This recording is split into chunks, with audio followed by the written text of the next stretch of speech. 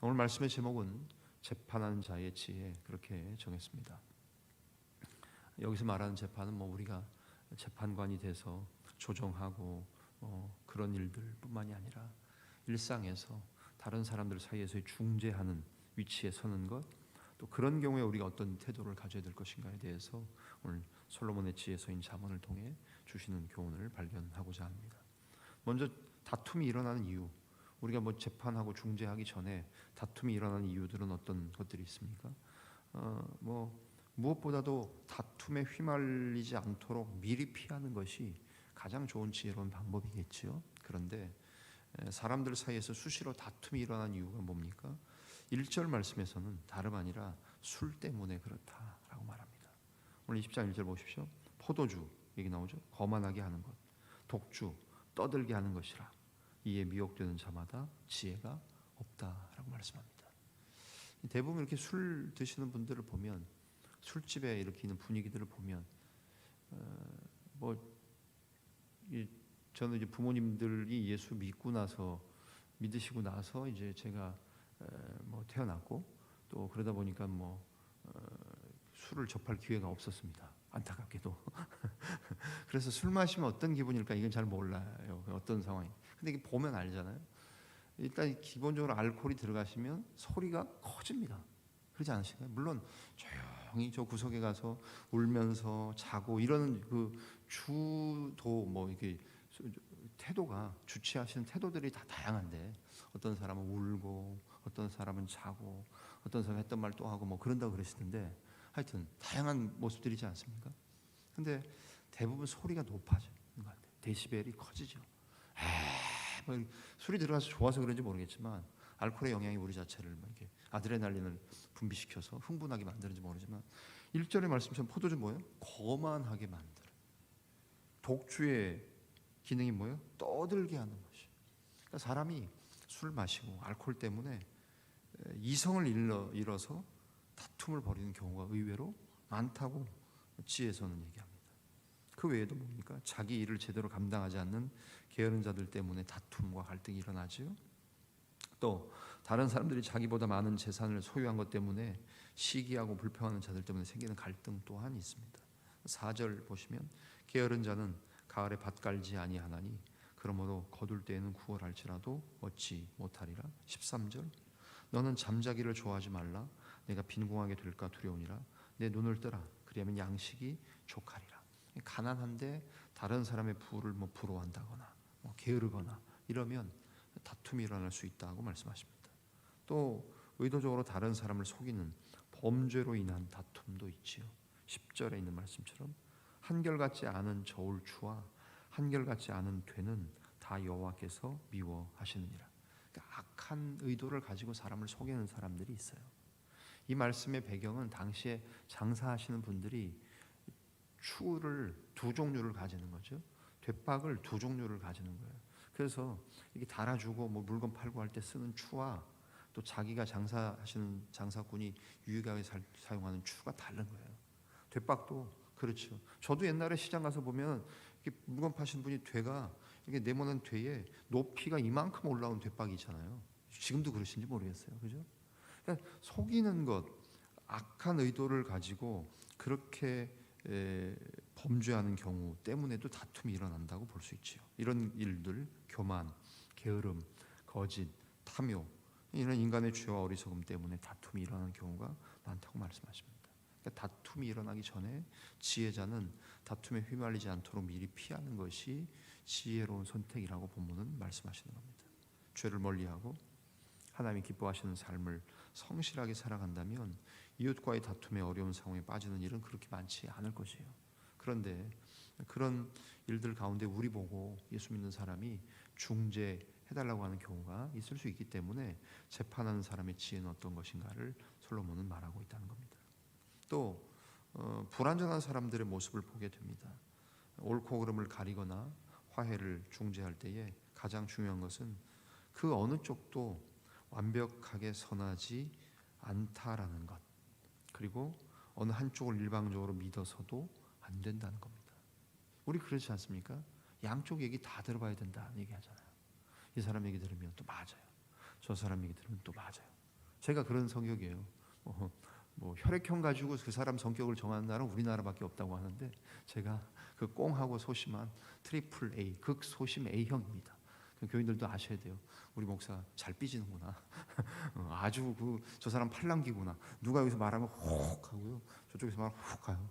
제가 아마 사기 당하기 딱 좋은. 옛날에 사기도 좀 당했어요. 전도사 때. 그래서 참 누구 말을 이렇게 잘 듣고 훅 하고 또 훅 하고 막 그래요.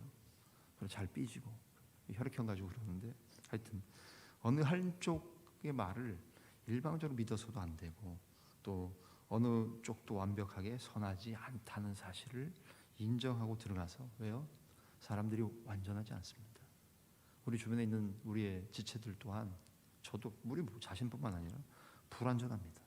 그렇기 때문에 우리가 중재하고 재판하려고 할 때에도 양쪽 다 불완전할 수 있다. 또 한쪽을 일방적으로 믿어서도 안 된다. 온전하게 행하는 사람이 있으면 그 사람이 의인이지요. 근데 의인은 어떻습니까? 자손 대대로 복을 받을 만한 훌륭한 사람이에요. 그런 사람이 되는 거죠. 6절과 7절을 보십니까? 6절 많은 사람이 각기 자기의 이인자함을 자랑하나니 충성된 자를 누가 만날 수 있냐?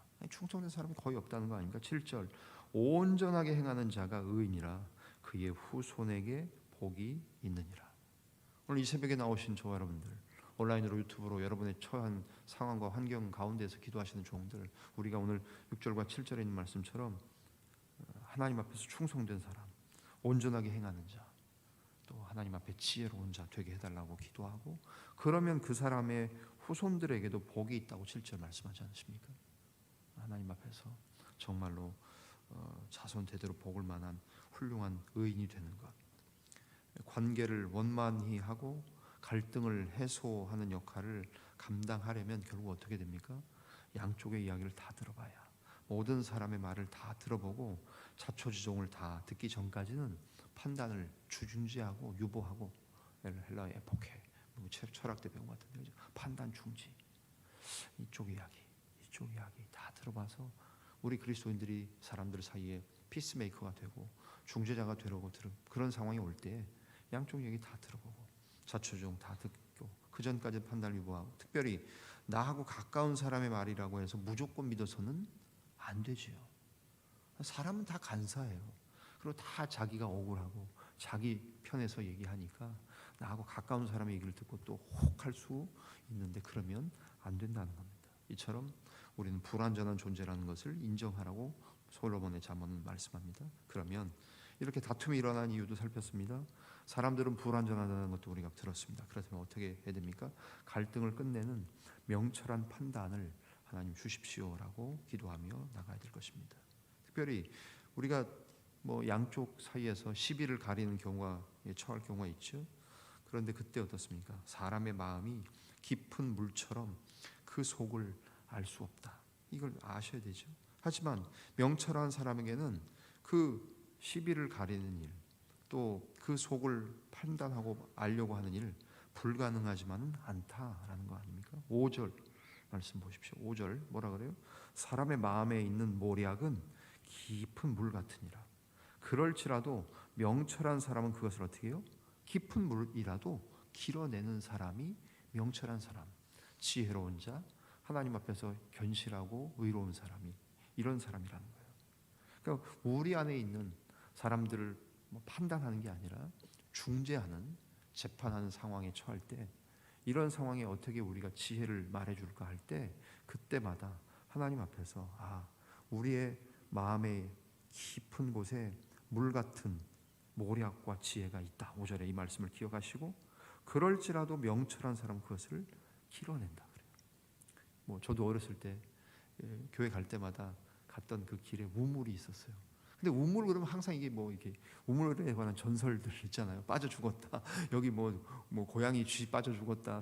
처녀가 빠져 죽었다. 그런 얘기들 들으면서 집에서부터 교회까지 막 걸어 다녔던 옛날의 기억이 있어요. 근데 우물 보면 깊어요, 정말. 보이지 않아서 더 깊다고 생각돼요. 근데 우리 안에 있는 지혜와 모략도 우물의 물처럼 깊어요. 그러나 못 꺼내는 건 아니라는 거예요. 하나님 앞에서 하나님 저에게 지혜를 주십시오. 저에게 모략을 주십시오. 저에게 총명을 주십시오 하고 그 그것들을 끌어내어서 길어 올려서 사람들을 도와주라는 말씀이요. 명철한 사람에게는 그 일이 불가능하지만은 않다는 거예요. 왜냐하면 우리에게 귀와 눈을 주셨기 때문에 다른 사람들의 언행을 보면 누가 정직한지 그러지 않은지를 알 수 있다고 말씀하십니다. 11절 12절 비록 아이라도 자기의 동작으로 자기의 품행이 청결한 여부, 정직한 여부를 애들도 몸으로 드러내는 것을 보잖아요. 그러면 12절 듣는 귀, 보는 눈은 다 여호와께서 지으신 것이에요. 결국 하나님 우리에게 듣는 귀를 주십시오. 보는 눈을 주십시오. 안목을 주시고 지혜를 주십시오. 그래서 사람들 사이에 중재하게 될 경우에 중재해 주는 것도 우리의 역할이라는 겁니다. 주의 지혜로운 사람들에게 중재를 요청하는 경우가 많은데 특별히 그리스도인된 저와 여러분들, 우리 자원교회 모든 교우들, 우리가 명철한 사람들이 되고 지혜로운 자, 공정한 사람들로 우리들을 인식하면 사람들이 나 좀 도와줘봐, 이런 경우에 어떻게 해야 돼? 예를 들면 그렇게 묻는 사람들이 있지 않겠습니까? 하나님 우리를 화목하게 하는 직책을 주셨습니다. 양자 사이에 피스메이커로 우리를 세우셨습니다. 명철과 지혜를 추구하고 계속해서 영적인 성숙을 우리가 이루어 간다면 주변에 있는 이웃들이 우리에게 찾아와서 중재를 요청하는 경우가 더 늘어날 것 같습니다. 이때에 우리를 통해 하나님의 명철과 지혜를 다른 사람들이 발견하고 목도하고 또 우리를 통해서 하나님의 영광을 인정하게 되지 않겠습니까? 그러기 위해서 오늘 하루도 하나님의 말씀을 묵상하고 지혜를 얻고자 노력하고 달려나오신 여러분들, 하나님 오늘 하루도 지혜로운 자 솔로몬의 재판처럼 하나님 저도 지혜 주십시오.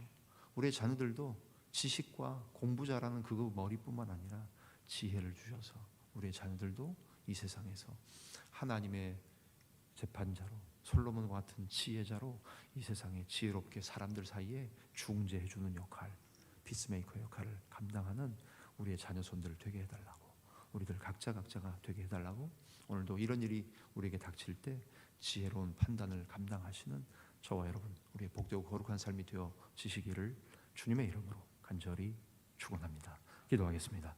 살아계신 하나님 감사합니다. 오늘도 하나님 앞에 달려 나옵니다. 또 형편과 처지에 따라 원근 각처에서 또 유튜브를 켜고 기도합니다. 또 우리 교회의 새벽 기도회를 함께 말씀 듣고 기도하는 종들이 곳곳에 있게 하시는 것 감사합니다. 주님, 하나님의 말씀을 통해 재판하는 지혜, 우리가 어떤 상황인지를 알게 하시고 왜 다툼이 일어나는가를 분석하되 또 불완전한 인간들이기에 어느 한편만의 이야기를 듣지 않고 또 나하고 친한 사람들의 이야기라고 다 믿지 않고 그 모든 것들을 잘 분별해서 우리의 눈, 듣는 귀, 보는 눈을 가지고 특별히 우물같이 깊은 물에 있는 지혜와 모략이라 할지라도 지혜로운 자는 그것을 길어내느니라고 말씀하셨습니다. 하나님, 저에게 지혜를 주십시오. 모략을 주십시오. 총명을 더하여 주십시오. 우리의 자녀들이 이 세상을 사는, 아니 하나님을 경외하는 참된 지혜와 지식을 허락하여 주시며 우리의 자녀, 손들이, 손주들이 그런 자들 다 될 수 있도록 도와주시며 오늘 하루 우리의 삶을 감당할 때 하나님께서 우리를 통해 불화하고 불목한 사람들 가운데에 피스메이커가 되게 하시고 또 재판하고 판단하고 상담해주고 지혜롭게 판결해주는 그런 자들로 우리들을 사용하여 주시옵소서. 이런 지혜가 우리 가운데 넘쳐나기를 간절히 빌원하며 고마우신 주님, 예수님의 이름으로 기도하옵나이다. 아멘.